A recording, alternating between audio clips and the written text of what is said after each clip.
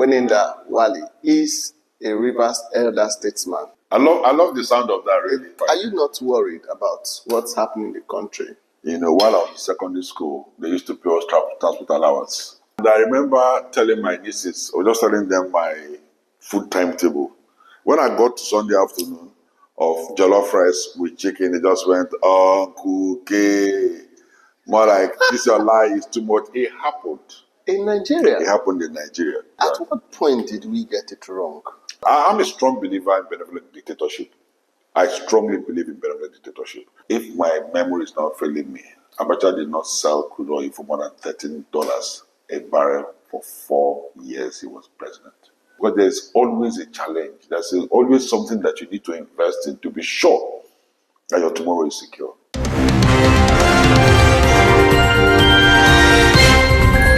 The media is changing, and so is news consumption all over the world. Here at the ECOWAS headquarters in Abuja, where hundreds of Nigerians. In Capital TV, we give you contemporary and human interest stories. My name is Ndume Green, reporting for Capital TV.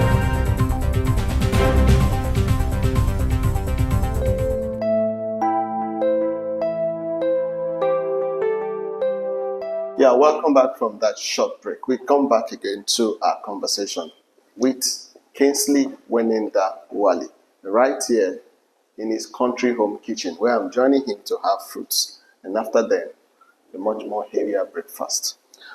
Well, Kinglsey Wali, you are a senior citizen of the state. You've expressed very deep opinions about what's happening in Rivers State over the last 1 year.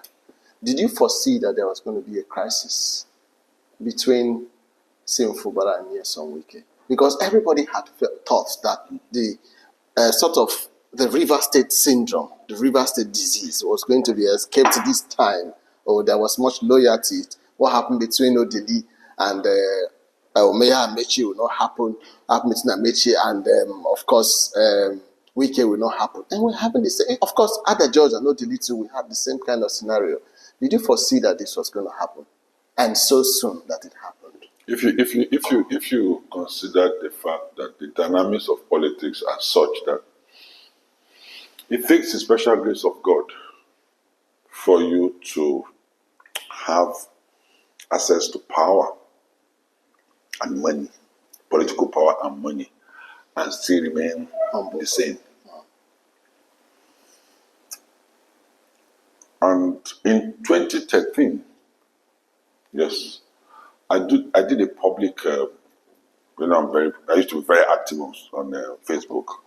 I wrote something about the crisis between, I think I titled it, was about the Goodluck Jonathan and Amaechi fight.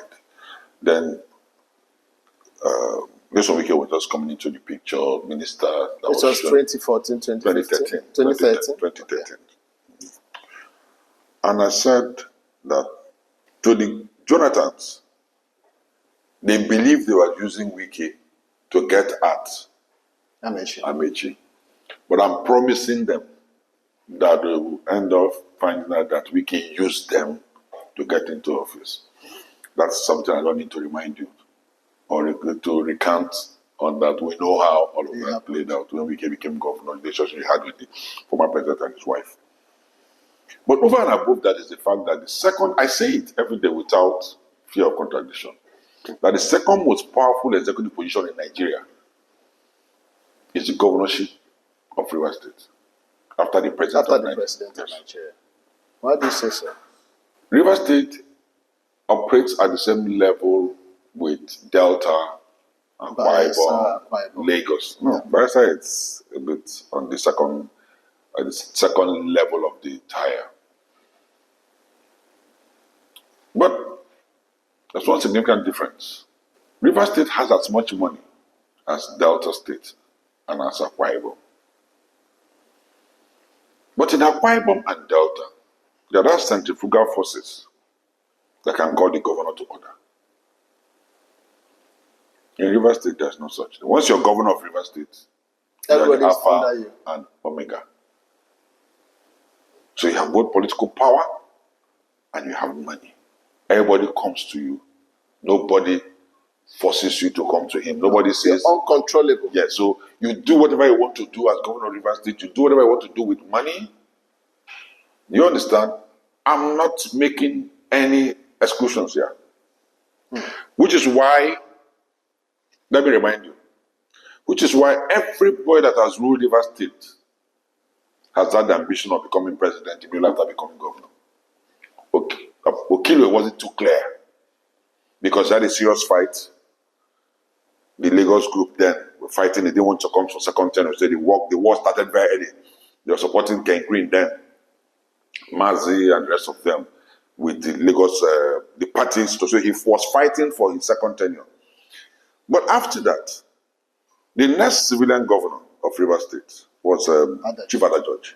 Chief Adajudge was probably the most powerful NRC governor in Nigeria. Everything NRC did was hosted here in Port Harcourt. Everybody came calling, and he was very close to Abacha. So it was almost a natural thing where everybody knew that in civilian government that was most likely. So where he didn't even run because of the suddenness of the exit. Yeah, so he didn't. So even the NRC people, when Tofa was running, he derived a lot of strength from what other judge could do for him. You move from there to Odili. Odili's governorship, you knew it was legendary. Legendary in the sense that half of the state's economy was spent trying to make Odili president of Nigeria. Who came after him? Rotimi Amaechi. We know how much Rotimi spent trying to make Buhari president. I'm not sure any of them father had cocoa farm. What's his name? After that, Wike. This is what you call current affairs, not history. You understand? So, what is it? Is it that the Rivers State governors are the smartest, the most intelligent people? It is the government, brick house. Something about brick house. And what is that? It's the power and the money. Nobody calls them to account for anything. So they have more than enough to be able to say, look, I think I want to be president of Nigeria.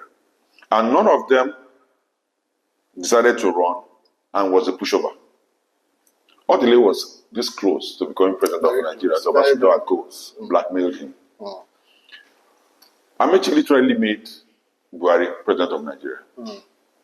When he ran himself, then after he had left office, because of the antecedent, all he did while he was governor, trying to create power bases, reach out to power bases, he lost it just like this.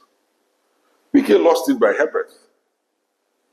So, there is something about the Rivers State governor that makes them so powerful. So it is that thing that makes it so easy for a man who becomes governor of Rivers State to want to assert himself, irrespective of how he assessed office. So when people are talking about Sim being slavish and all of that, my opinion was public, people knew it. I remember a very prominent friend of mine who, when he called me, we had a conversation over Sim. I said, well, if the man wants to reach you, why don't you reach him and then you guys can talk. I mean, it's about Rivers State. If you sincerely mean that all of your ambition was to try to get Rivers State right, and somebody who is governor now says, come, let's discuss, go see him. So because of that, they went to, they went to have that meeting with the president. We came with that 10-point agenda. And he called me, Bros, is that the kind of man? I said, what? I said, if not me and you follow, forgive me, me and you and follow go that meeting. And the president of Nigeria comes up with the communique and asks you to sign. If you don't want to sign, I will force your hand to sign it because you cannot look the president of Nigeria in the face and tell him no.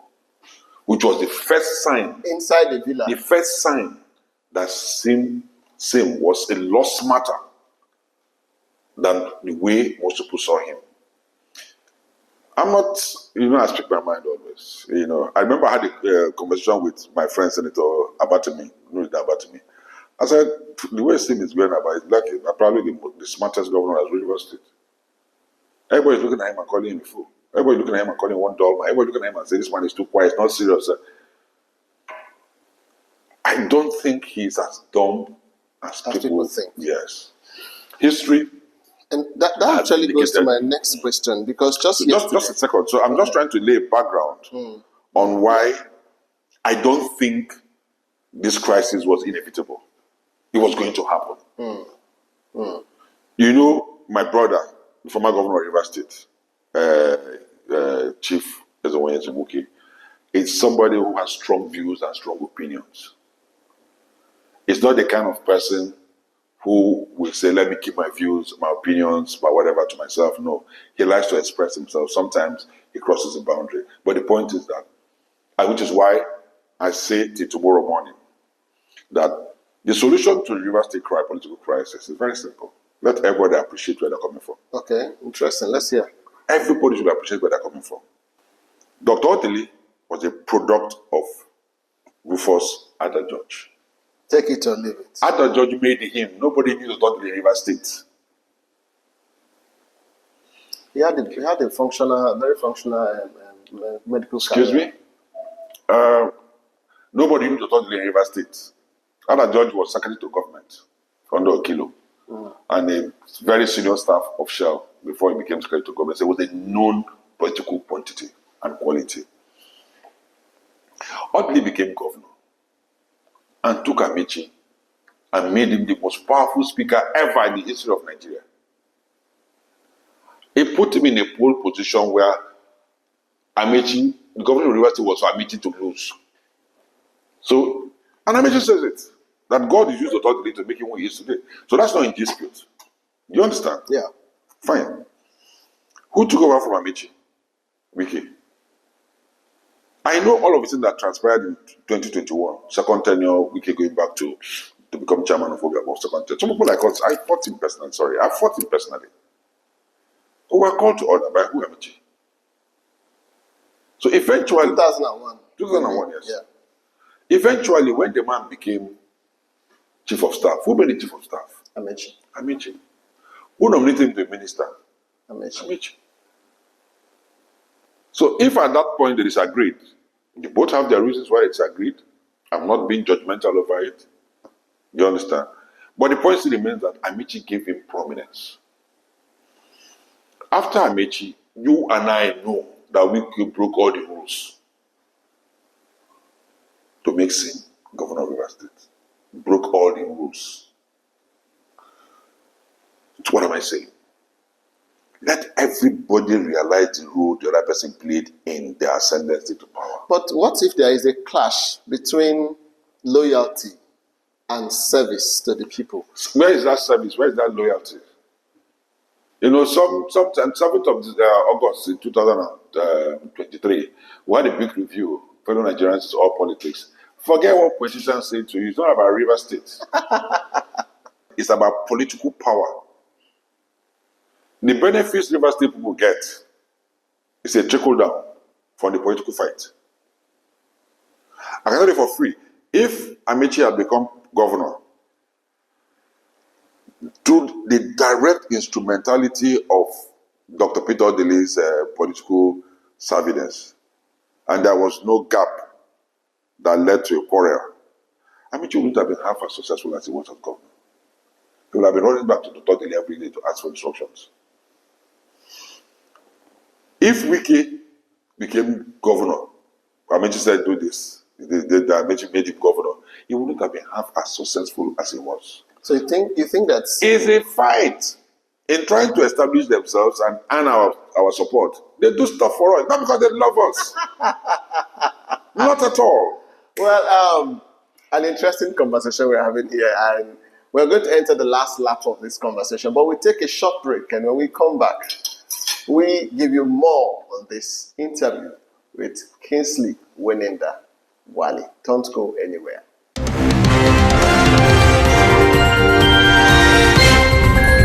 The media is changing, and so is news consumption all over the world. Here at the ECOWAS headquarters in Abuja, where hundreds of Nigerians. In Capital TV, we give you contemporary and human interest stories. My name is Green, reporting for Capital TV.